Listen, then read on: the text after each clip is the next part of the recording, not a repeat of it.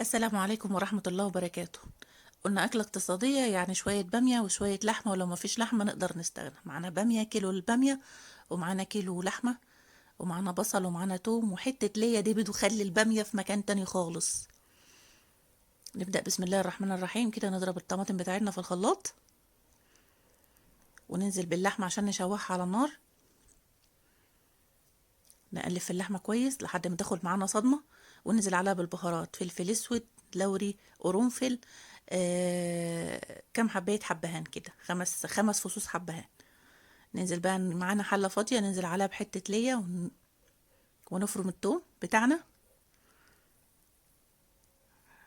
ننزل بشوية زيت فوق الليا، ونقلب كويس أوي لحد ما الليا تنزل اللي فيها، وبعد كده ننزل عليها بالتوم. ياخد معانا بس لون كده ويصفر كده شوية التوم معانا، وبعد كده ننزل عليه بالطماطم ونقلب كويس قوي عشان الخليط يتجانس مع بعضه.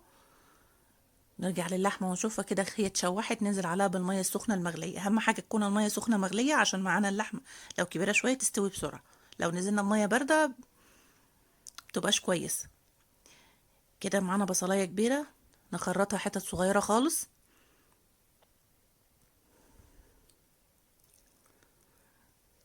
البصله دي هنستخدمها للباميه. انا طبعا ما بقليش بصل، انا بقلي التوم الاول، وننزل عليها بالتوابل: معلقه فلفل، 7 بهارات، معلقه صغيره 7 بهارات، ومعلقه صغيره بابريكا اللي هي المدخنه.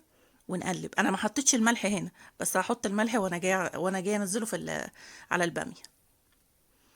هنا التسبيكه بتاعتنا اتسبكت، ننزل عليها بقى بالباميه بتاعتنا ونقلبهم كويس قوي، ونغطي عليهم ونسيبهم لحد ما يستووا شويه مع بعض، ياخدوا غلوه. كده خدت معانا غلوه، نبدا ننزل بقى عليها بالخلطه اللي احنا عملناها، اللي هي البصل والتوابل، وهنا حطينا الملح هنا معاكم. نزلنا عليهم ونقلبهم. طبعا الطريقه دي بتخلي الباميه في مكان تاني خالص، بتبقى خفيفه، ما فيهاش تسبيكه جامده قوي، ما بتبقاش متسبكه خالص، ما بتعملش حرقان، تبقى كويس. ونزلنا بقرن فلفل، انا ما كانش عندي فلفل حامي فنزلت بقرن فلفل بارد. الريحه مش عايزه اقول لكم قلبت الدنيا.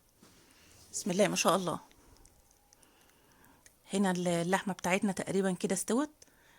ننشلها بقى من الشوربه بتاعتنا ونجيب برام او طاجن كويس، وننزل فيها باللحمه. بعد كده نجيب الباميه بتاعتنا بعد ما استوت، ننزل بقى فوق اللحمه فوقيها عشان احنا هندخلها الفرن.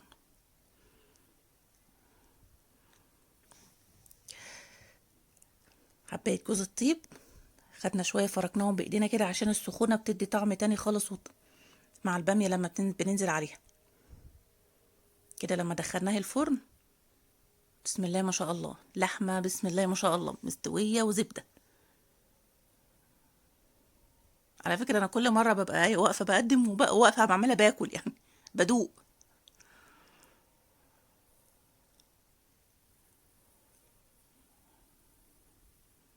طعمها جنان، والله بجد جنان. كده خلصنا الباميه بتاعتنا وبدأنا نغرف ونقدم الاطباق. العيال فعلا كانوا هيتجننوا عليها.